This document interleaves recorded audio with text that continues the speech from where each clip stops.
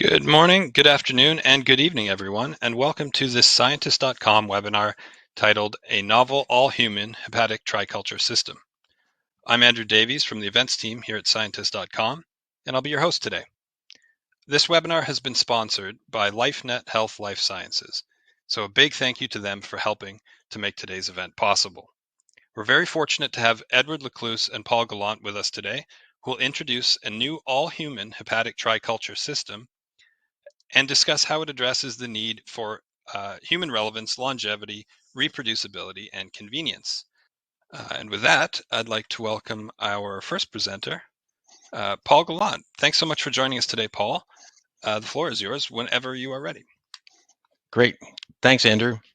Hello, everyone, and thanks for joining us today for our webinar. My name is Paul Gallant, and I'm a member of LifeNet Health's Life Sciences team, and I'm excited to be part of this session.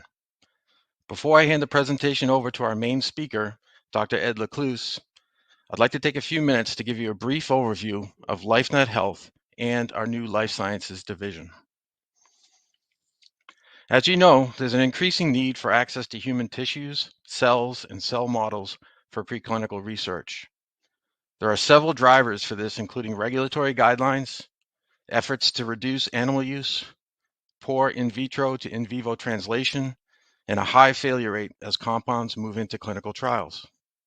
We believe that LifeNet Health LifeSciences is uniquely positioned to provide human solutions for preclinical research. Now for a bit of background on LifeNet Health. We're a nonprofit organization that has been in business for over 40 years, and we have 1,200 dedicated team members. We're based in Virginia, but we have locations across the US and Europe, and we distribute our products globally. And we're organized into three main divisions. We're an organ procurement organization for the state of Virginia, facilitating life-saving organ transplants. Our biologics division develops human tissue allografts. We process human tissue for clinical use for surgical implantation in sports medicine, spine, trauma, wound management, dental, and cardiovascular applications. Lastly, life sciences. This is a new division focused on leveraging LifeNet Health's vertically integrated infrastructure to supply the highest quality of human tissues, cells, and models for preclinical research. Saving lives, restoring health, and giving hope isn't just our mission. It's been our sole motivation since the 1980s. That commitment has driven us to become a world leader in allograft bioimplants, with an unmatched safety record that makes us the most trusted partner in the field. It also has focused our efforts to aggressively innovate bioimplant technologies and to advance preclinical research by providing access to human tissues, cells, and cell models. We work very closely with our donor families, and we are determined to honor the gift that their loved ones have unselfishly donated in order to save lives, restore health, and give hope. In 2021, we facilitated over 600 organ transplants. That's 600 patients that were on the organ transplant waitlist that received the gift of life.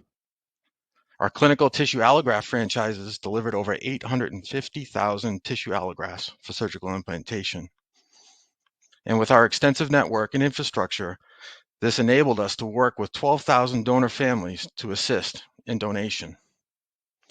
LifeNet Health's Life Sciences division has an expanding portfolio of tissues and cells from over 150 donors, and I'll provide more information on this portfolio in a moment.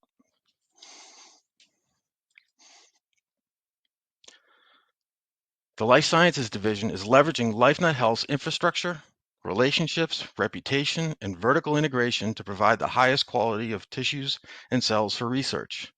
We see this as a key advantage. We're leaders in this regard, and I believe the only provider that has the vertical integration that enables the stewardship of the donated gift from the donor to recovery, to handling and preservation, and to the isolation of cells.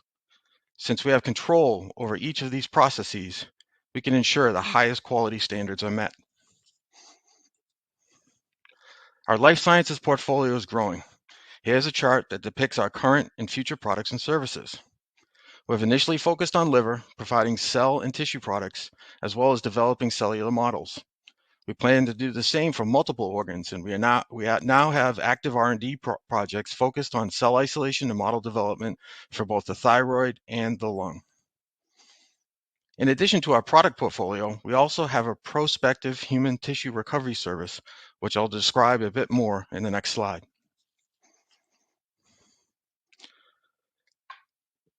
Human tissues for research. This is a custom prospective tissue recovery program where we work directly with the client to define a project, identify an appropriate donor, and recover the tissue of interest. Using our network, we screen for the appropriate donor, recover the tissue, and deliver directly to the client for their research purposes. We have over 45 active projects ongoing, recovering both healthy and diseased tissues to support preclinical research. Our liver portfolio is one of the largest in the industry. On an annual basis, we recover and process up to 80 livers per year. We isolate, cryopreserve, and characterize hepatocytes, Kupffer cells, stellate cells, and endothelial cells from both healthy and diseased livers. We also preserve matched tissue samples, both snap frozen and formalin fixed, for genomic and histological investigation. We deeply characterize each cell type and provide donor medical and social history, pathology scoring, and genotype information so researchers can select the best lot for their application. Our goal is to build the largest and highest quality inventory in the industry, and I believe we're well on our way. We have a strong R&D pipeline where we're utilizing human primary cells to develop complex cellular models. For example, we're developing an all-human thyroid microtissue model, as well as an all-human hepatic triculture model, which is the topic of today's presentation. The triculture model is still in development, but we wanted to share some exciting data on this model and its future potential. Now, it's my pleasure to introduce you to today's speaker, Dr. Ed Lecluse. Ed is a principal scientist in the Life Sciences division at LifeNet Health and is also a faculty member at the University of North Carolina. Ed received his PhD in biochemistry from the University of Kansas, where he also did his postdoctoral training. Ed has over 25 years of experience in the field of in vitro pharmacology and toxicology, has held industry positions at Merck, Cells Direct, and Invitrogen, as well as academic positions at the Hamner Institute of Health Sciences and UNC's Eshelman School of Pharmacy. More recently, his research has been focused on the isolation of primary liver cells from both normal and diseased tissues, and using these cells in the development of a novel in vitro human model system to study mechanisms of liver disease. So with that, I'll hand it over to Ed for our main presentation. Ed, over to you. Thank you, Paul, and pleasure to be here, and welcome everyone, and appreciate you joining us today.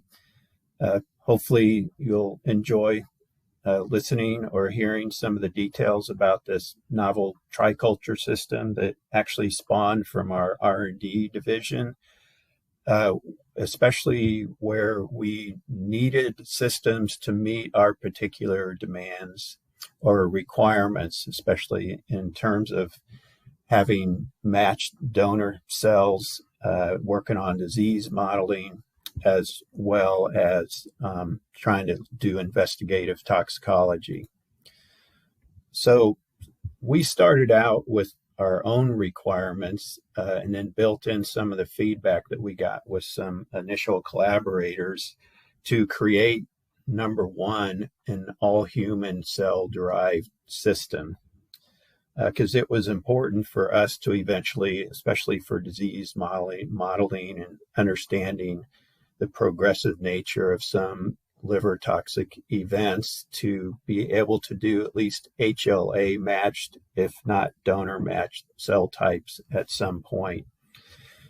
We also wanted to create a native or in vivo-like organization maintaining cell-cell interactions that we knew or understood to be important to some of these events that played out, both in terms of disease modeling and hepatotoxic events. So we wanted to mimic as much of the native morphology as well as direct and indirect cellular interactions to better understand the progression of these types of events. And of course, another requirement was the longevity of the model, that it maintained not only its morphology and structure over longer periods of time than what conventional, including sandwich culture systems, which I had a hand in establishing earlier in my career, but also key hepatic functions, and in particular phase 1 and phase 2 metabolism.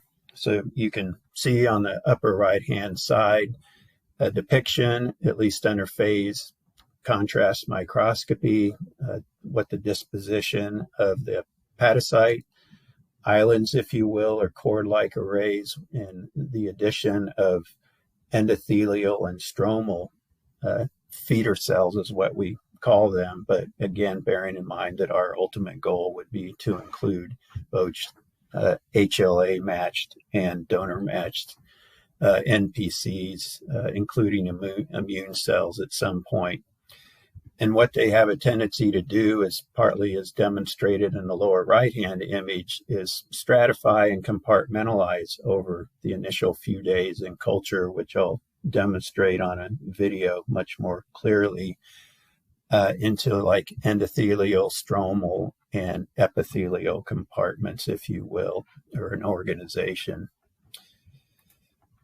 So another goal or objective of this is this idea of a kit concept, and initially in a 24-well plate format, while we establish this particular system that would include all the components or everything necessary to do experiments, because those are some of the things that my own group, my own students, as well as many colleagues over the years have struggled with, is just getting everything that they needed, especially for a co-culture system to do their particular experiments. And so what we provide is media and supplements, as well as frozen vials of the feeder cells in the proper ratios, as well as vials of pre-qualified hepatocytes that have already been predetermined and suitable for this kind of configuration, which, following our protocol, then can be assembled into a feeder cell layer first, which is typically what we recommend in the way we do these, followed by the application or addition of the appropriate hepatocytes at the right seeding density to establish the triculture model. And then part of the qualifications also is that they exhibit a stabilized phenotype, as well as architecture over time for out to at least 14 days. So we put a lot of effort into identifying hepatocyte lots and identifying what are some of the key performance specifications, as you could imagine, that met our requirements. But I think in general, thinking forward in terms of both the longevity as well as morphological features of the model, as well as basic functions like albumin and urea.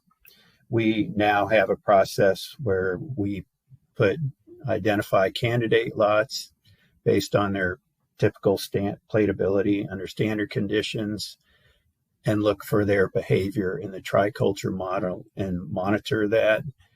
The optimal seeding density for each batch is determined, and I guess to put it in perspective for those of you that may be interested in knowing roughly how many cells per well are we adding to a 24 well, for example, that's on the order of 200 to 300,000 cells per well, and the feeder cells are at a 1-to-1 ratio at about 50,000 cells. So this creates the all-human hepatic triculture system that typically based on our experience, is stable for use after several days of the restructuring and reorganizing, which I'll show you a nice video of here in a few minutes. and then continues to be stable both structurally and functionally for out to 2 to 3 weeks. Typically, our experiments encompass about a 2-week period of time. So some of the benefits of pre-qualifying both the feeder cells and the hepatocytes are obvious, honestly, both for guaranteed performance and longevity, but also now we have a growing list of multiple healthy adult lots that work in both 24 and 96 well formats. And part of that, by the way, is understanding the donor demographics, genotype, and making sure that they're fit for different applications as well. And you can always talk to Paul or myself to get more information about that. So a typical protocol at a glance for how we apply this system. So these are our recommendations. Nothing's set in stone, but this is what works effectively for our R&D applications. Is there's some initial prep time, which basically involves warming up or thawing the reagents prior to use, then plating the feeder cells first. That's what we recommend, establishing them after about an hour or so, and then adding the hepatocytes at the appropriate cell density as recommended by our C of A's, and then letting those attach for 2 to 4 hours. That's typically the window we use and recommend, but again, nothing's set in stone. And then we change the media out and usually exchange that once a day, although it's not a requirement, especially on weekends. We understand that breaks may be necessary or the demands of different applications may not require it, but we typically change the medium every day. And then we let the cells kind of do their thing where they restructure and reorganize into their respective epithelial, endothelial, and stromal compartments. And then around day 5 to 7 post-plating is typically when you have a stable phenotype, which I'll show you in the videos here in a second. And so you can begin, we will typically begin treatments with compounds depending on whether we're doing induction studies or toxicity studies, starting on day 4 or 5, if that's going to be extended exposures. A lot of times, if we're just looking for effects in a 24 to 48 hour period, we'll start treating on day 7. And then they're pretty much represent a stable phenotype from that point on, like I said, for at least out to 3 weeks.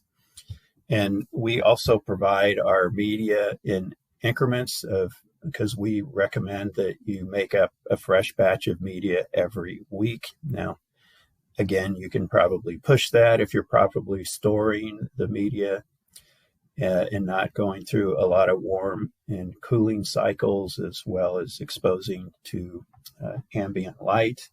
But I recognize not everybody has as tight of restrictions as we might. So this is a video just kind of showing you over time what occurs in the initial day. So this is typically what they'll look like after they're attached on what we'll call day 1. And this video is going to cover a total 2-week period, but obviously we're not going to do this in real time. But this shows you at this stage, especially if you look at that encircled area, how individual cells are distributed across the well. So to put it in context, if you look at that circle as sort of a clock face at around 12 and 1 o'clock is an individual hepatocyte, and also around 7 o'clock on the clock face is another individual hepatocyte. And those black dots that you see in the center represent like the nuclei. So this is bright field. So I appreciate it's like looking at ghosts of cells, but if you're a microscopist and your brain is used to this, hopefully you'll see some of the outstanding configurational, morphological, and reorganizational restructuring that occurs over the next subsequent days. So once they get plated, we're going to speed it up a little here. So this is the initial few days, as I mentioned before. So where we leave them alone, and as you can see, the cells are beginning to come together and form now more concerted structures.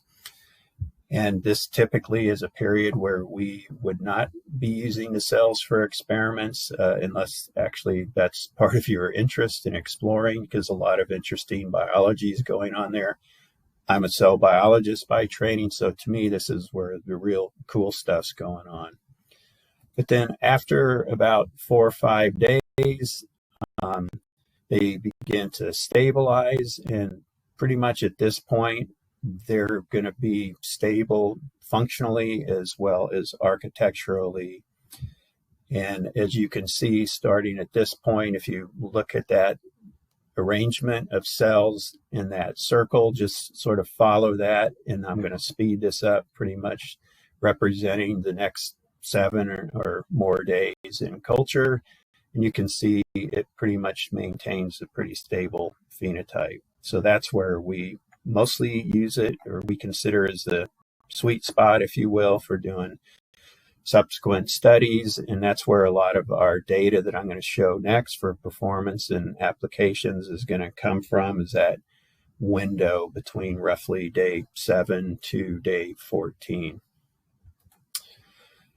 So as I mentioned before, it was important for us that we maintain good viability and structural integrity over a period of time. The 4 panels on the left represent the very same area of a well over 4 weeks' time. So if you look at the cells that are arranged inside those orange circles, that's the same configuration of cells over 28 days, which is pretty remarkable for, at least from my experience using other systems over time, to be able to maintain that integrity and viability and structure over a month period. On the right-hand side are the same batches of cells. On the left-hand panel, a series of 4 panels is standard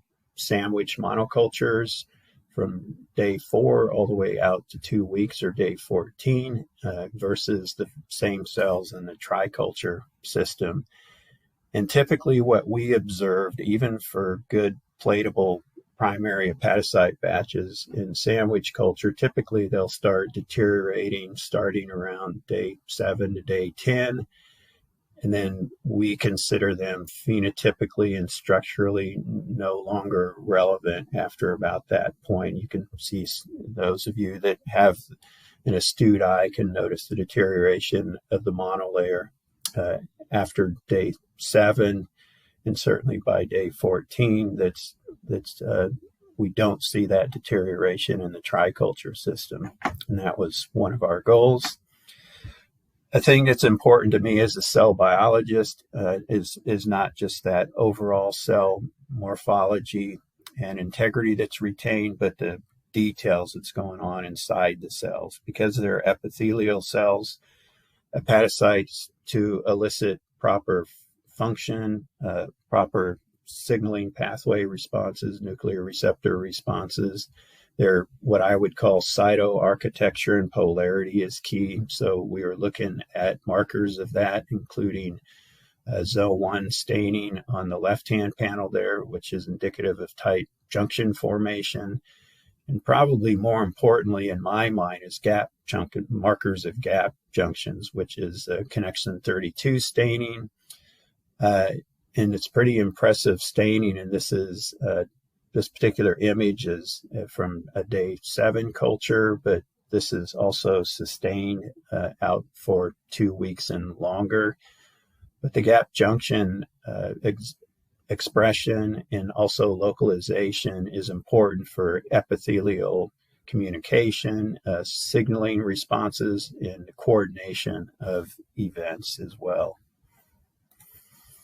And then finally, the apical domains, or what's called the Bile Canaliculi, the key thing for us was to make sure that they were forming these anastomosing, interconnecting, if you will, networks of bile canaliculi that were also functionally active, as represented here by the fluorescent dye carboxydichlorofluorescein that's added as the diacetate, which is non-fluorescent, so it gets taken up by the cells, gets hydrolyzed to the highly fluorescent carboxydichlorofluorescein, and then actively secreted into the little apical compartments, as you can see, particularly at the 100x magnification on the right-hand side. That's pretty remarkable, especially when you look across the entire culture plate, and it looks like this interconnected network of lit up channels. And it's very comparable to what you even see in native liver. The little inset there gives you an example of carboxyfluorescein secretion into biocanalicular networks, even in native liver. So nice feature there. Now, another thing that's related to, especially on the functional level for our particular studies, is that they not only exhibit the right cellular architectural features, but even the distribution and localization of key uptake proteins. In this particular case, NTCP, mostly known as the bile transport protein, bile uptake protein, but also not just that it's being expressed over time, but it's also being localized, because you'll have subcompartmental expression and localization, but what's key, obviously, to uptake of bile acids, and also for infectivity by hepatitis B, which targets that particular protein, by the way, that we get surface display, and you can see nice basolateral membrane as well as subcellular staining of this particular protein. Getting more now into the basic functions and activities and how stable are those. As you can imagine, we were keen to see with the morphology displayed nicely and stable over time. We wanted to see, okay, well, what is actual basic functions like albumin and urea like over time? So what you're seeing is representative data, in this case from 4 different hepatocyte lots on the left-hand side for albumin production at 3 different time points. So if you look at the x-axis, so day 4 is the first series of data, followed by day 10 in the same lots, and then all the way out to 2 weeks or around day 16 when the samples were taken and measured. And the dotted line, by the way, is a benchmark established by an industry white paper on microphysiological systems that we sort of use as a guideline, if you will, for what the minimum specs or minimum levels. So in the case of albumin, it was 37 micrograms per million cells per day. And we pretty much met that benchmark or exceeded that.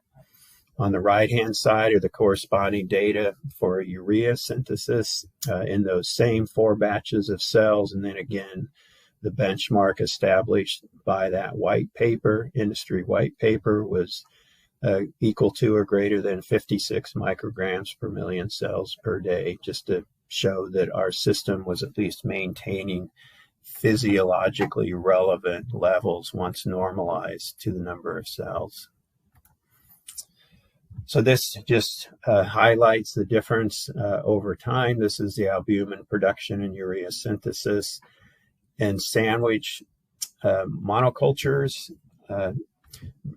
at 2 different time points. One is the first week of culture, is demonstrated by the gray bars for albumin on the left-hand side, and then the black bars represent the following week or around day 16, as shown there in the parentheses, just showing that compared to the conventional sandwich culture system, we have sustained production of albumin and urea over time, and certainly out to 2 weeks or greater.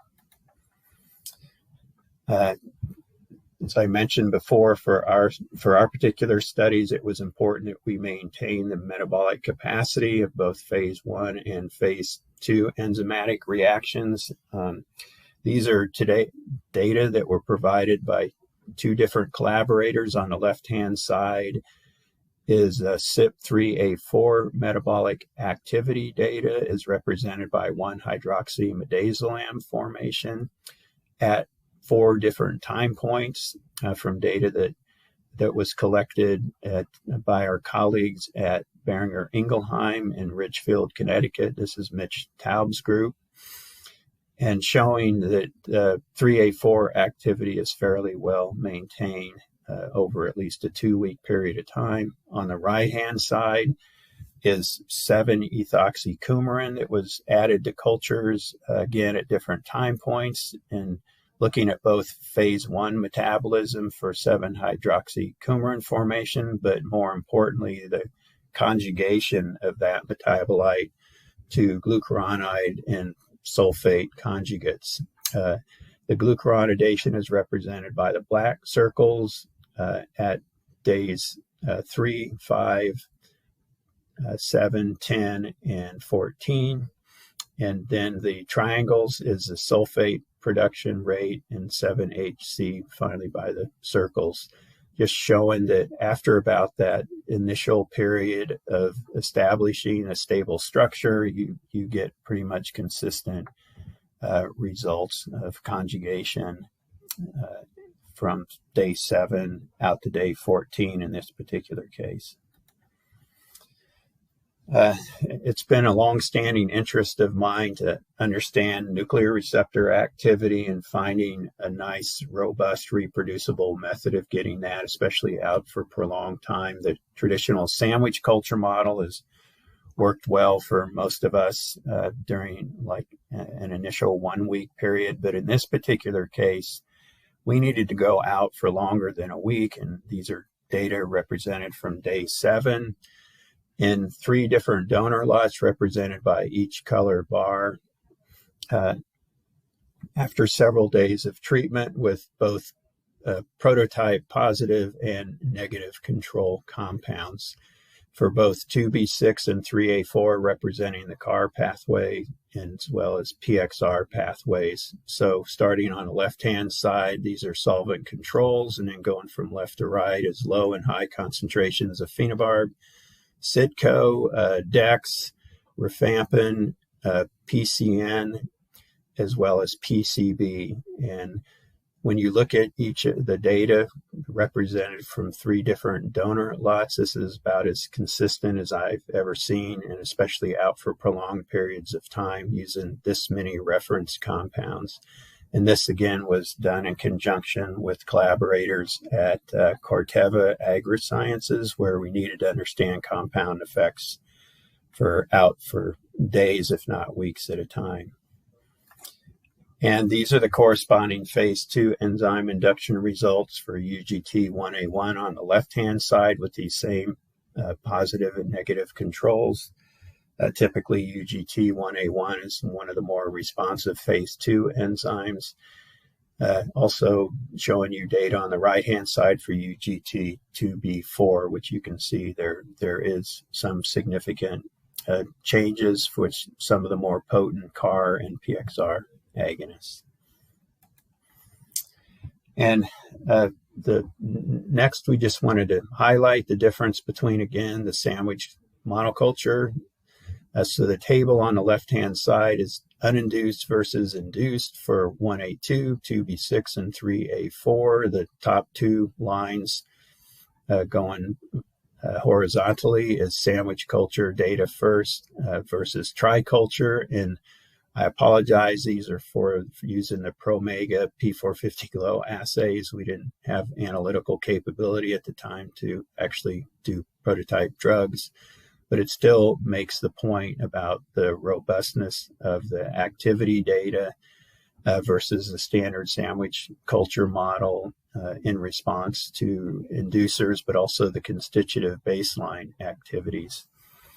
Now, on the right-hand side, to me, was an important thing to look at. So what that represents is 3A4 induction for 3 different lots at 3 different time points. So to orient you, this is picomoles of 3A4 product form per 10 million cells per minute. And at days, the first week, basically at day 4 is when those data were collected. The middle bar for each series represents day 10, and then finally out to day 2 weeks later or after treatment with at day 14. So the consistency of the response to the prototypical inducer rifampin showed the robustness and the stability of the STIP-induced activity over this 2-week period, whether we did it in week 1 or the middle of the 2nd week or even at the start of the 3rd week. So the next thing that we wanted to explore was metabolic clearance. As you can imagine, having a metabolically competent hepatic culture system begs the question about looking at low turnover compounds to get better kinetic values compared to the traditional short-term model systems. So this was our initial exploration done by Christina Wolf here in RTP, North Carolina, using 4 different probe substrates that represented high, medium, and low turnover substrates, at least as clinically predicted. So on the right-hand side is the corresponding systemic clearances reported in the literature for each of those. And so what we did, or what she did, is she added those substrates at about day 7 in triculture, which is the beginning of the 2nd week, and where they've got fairly stable function and structure at that point. And then she just left it for 7 days. So the data that are represented here for each of those substrates, she went out to as long as 7 days, especially for the low turnover compounds. And as you can see in the upper left are the data for midazolam, the half-life and intrinsic clearance data, as well in the upper right for dextromethorphan, tolbutamide in the lower left, and lorazepam. And you can see how the half-life changes, but we get nice linear kinetics out to even past day 10. And typically it's not unusual to get data sooner than some of the other systems because of the higher number of cells per well that are established in the triculture model. So what we did is we converted those data to corresponding systemic clearance values and added it to the table that I just showed you a couple slides ago in the orange. And you can see how it correlates with the known systemic clearance ranges for midazolam, dextromethorphan, tolbutamide, and lorazepam. And you can see they all align fairly nicely, except for dextromethorphan, which you can see is considerably lower than what we would have predicted for at least a wild type phenotype. But those of you that are probably thinking like I do, you're already thinking, well, did you check the genotype? Which we did go back and do and find out that for this particular donor that we used for these experiments, they do have an allelic variant that is associated with compromised function or reduced function for 2D6. And if you look at the asterisks below the 4th column, you can see that the number for poor metabolizers is in that same range. So it was interesting to actually see that prediction play out even in the triculture model. So the next question that we typically get asked is, well, do you have a 96-well format version of this, or have you validated it for 96-well? And the answer to that is yes. We've basically optimized seeding densities, ratios between feeder cells and hepatocytes out to day 14 is depicted on these phase contrast images on the left-hand side. that are more nicely seen with cytokeratin 18 staining on the right-hand side at day 7, 10, and 14, showing that preferred morphology or configuration that I showed you for the 24-well plate, and also the stability out to a minimum of 2 weeks. We also, of course, were interested in the cell polarity, as I mentioned before, especially formation of interconnecting networks of canaliculi that were extensively displayed throughout the whole culture, as you can see here on day 7 and 14 with the carboxyfluorescein staining, that it matches what we observed and what we hope to see from the 24 well translated over to the 96 well. And then finally, basic albumin and urea data in the 24 versus 96. So what I'm showing you here is on the left-hand side for urea synthesis. On the far left-hand side are representative data for the 24 well plate format at 3 different time points from early to out to 2 weeks versus those very same cells in a 96 well format at those same time points. And then on the right-hand side is the corresponding albumin production rates. On that graph on the left, on the albumin side, is in the 24 well plate data at 3 different time points versus in the 96 well plate, suggesting there's comparable performance under our conditions for both 24 and 96 well. We're currently in the process of working with collaborators to get the phase 1 and phase 2 metabolic data for individual pathways, plus in induction and other endpoints, but that's yet to be available to us at this point, but that's currently underway. And so far, taking a peek at some of those data looks pretty good, as well as some of the metabolic clearance data that's been generated so far. So in summary and conclusion, I hope I've at least shown you some compelling data and images that suggest that this triculture system that we've developed, starting to with our own internal demands and performance specifications, met most of our requirements as an all-human cell system that self-assembles into a native-like organization, maintaining both direct and indirect cell interactions with a stable morphology and hepatic function over at least 2 to 3 weeks with sustained metabolic activity. And in the meantime, additional benefits that we gain from this is the pre-qualification regimen that we put our cells through, both for feeder cells and hepatocytes, by the way, across multiple donor lots. We have even got some data on both hepatocytes from healthy liver tissue as well as from diseased liver tissue. This platform seems to be compatible across phenotypes, across life stages, across even disease states, which is saying something for those of you that have maybe tried to use other more elaborate or complicated systems. And then also, this is amenable to broad applications, which I'll highlight in a minute.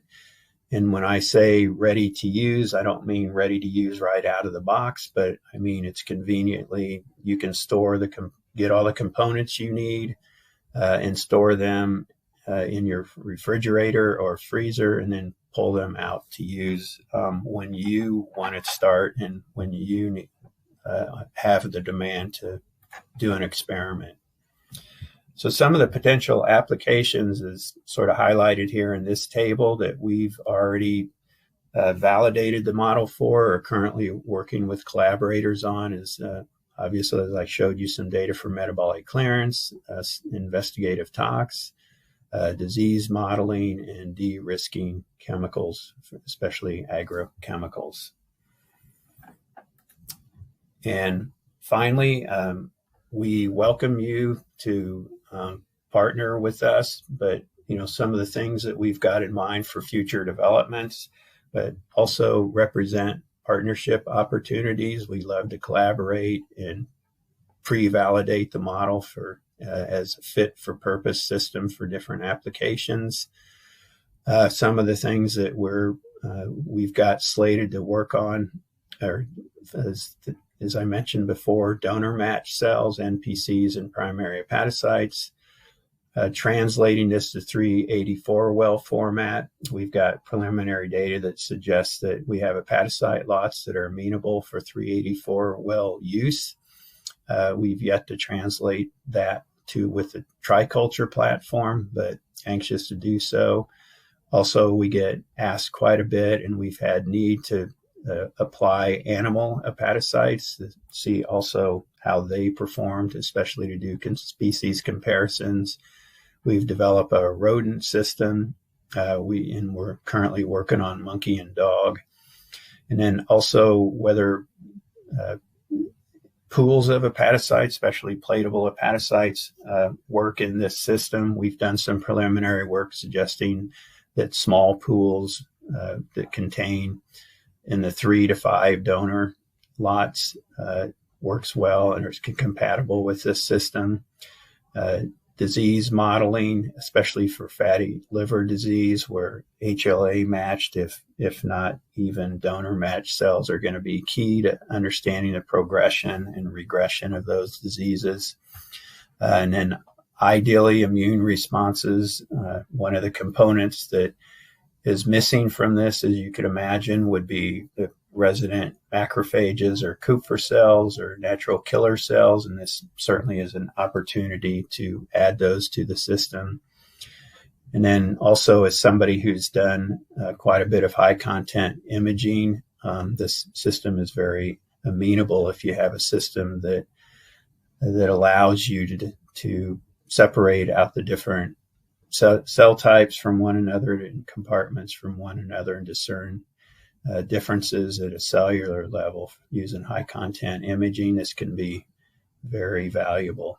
And then we're always open to other suggestions and queries. We have had a number of groups that have approached us with their own internal projects or needs where other systems aren't working to meet their demands or their specification goals, et cetera, or even having access to the human cells of relevance or the donor lots of relevance, approach us about using this model. So don't hesitate to reach out to Paul or myself with those kind of questions. And with that, I'll turn this back over to Andrew and Paul. Hey, Ed, that's a fantastic presentation. Thank you. I just want to use this slide to reiterate that this product is in late stage development, but if you are interested in accessing the technology in an evaluation mode pre-launch, please reach out to myself or Ed or through our website. So I'll hand it back to Andrew, who will take over for the questions. All right. Thank you very much, Ed and Paul, for those fantastic presentations today. So first question here. You mentioned that the all-human triculture system was very easy to use, Ed. Could you maybe just elaborate on that a little bit, please? Yeah. So what I guess I mean by that is that it's a combination of both, having everything that one would need to set up the experiments, that you get the feeder cells in a ready-to-go format in terms of their ratios or proportions, and pre-qualified hepatocytes. You just pull those out of your freezer, do your typical cell counts, add them at the appropriate proportions, if you will, to the 24 or 96 well format. And following our protocol, you have all the media that you need to keep them going and keeping them happy for 2 weeks. So it sort of follows the traditional 2D multi-well plate formats versus needing an elaborate system that's not amenable or a little more difficult or challenging to build, like other three-dimensional like tissues, models, spheroids, and things like that We seem to get that kind of performance out of our model, but under traditional 2D multi-well plate conditions. Plus, it makes them more amenable to handling different types of assays, imaging, things like that. So to me, that's all, I guess, more than just ease of use, but convenience as well. So. Okay, great. Thanks very much for that. Yeah, that's great. Here's a good question. You mentioned other possibilities, and the question has come in. I understand you are human donor specialists, but are you looking into animal models for the culture system? Yeah.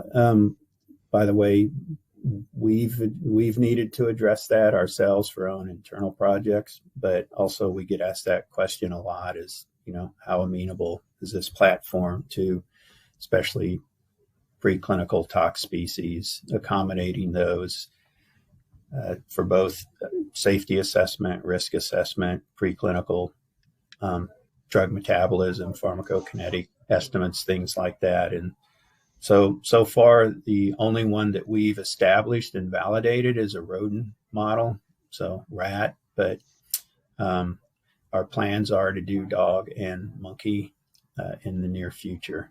So. Okay, great. So watch this space. Next question. What kind of cells are the feeder and hepatocytes? Are they primary cells? Can they be passaged? And are there sequencing data on the donors?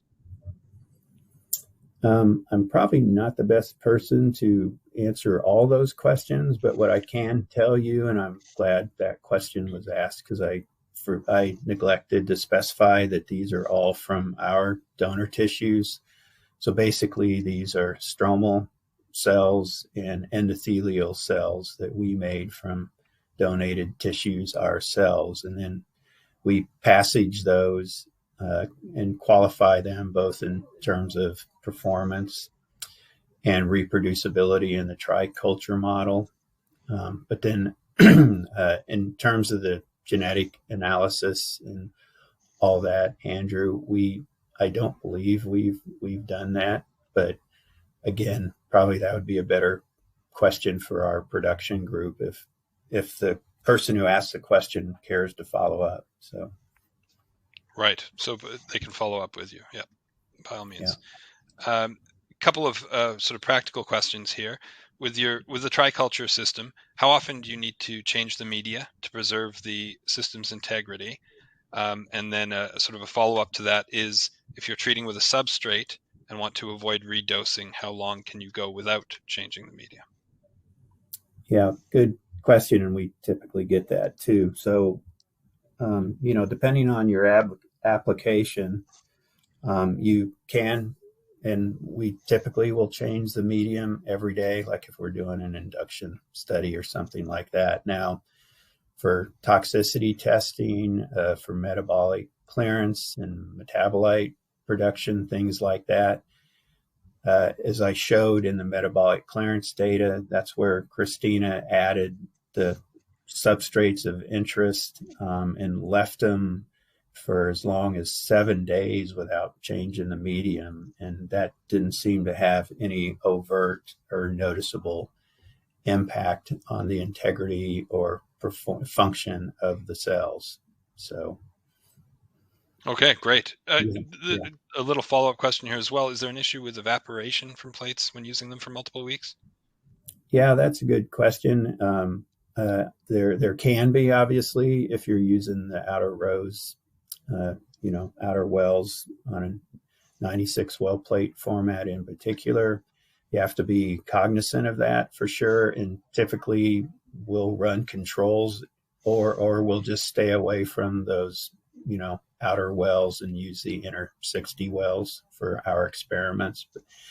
And, depending on the plate design, that helps mitigate evaporation and things like that. But certainly, the standard, since we only recommend like a standard 96 well plate format, everybody knows what the risks are with evaporation, especially if you go for days without changing the medium. So that's definitely relevant for this system as well. Okay, great. I think we have time maybe for just one more question. There's quite a few questions about specific applications. I would encourage you to follow up with Ed and Paul, and they can clarify whether, if this is something that they can do. So maybe last question we'll squeeze in here. Have you tried CYP and UGT inhibitors? Nope, we haven't, but I like that idea. So yeah, All right. we haven't derived any IC50s or KIs or anything like that using this system. So we welcome collaborations if people are interested. And Paul, I don't know if you want to share anything about, a beta testing program and the opportunity to get some test kits.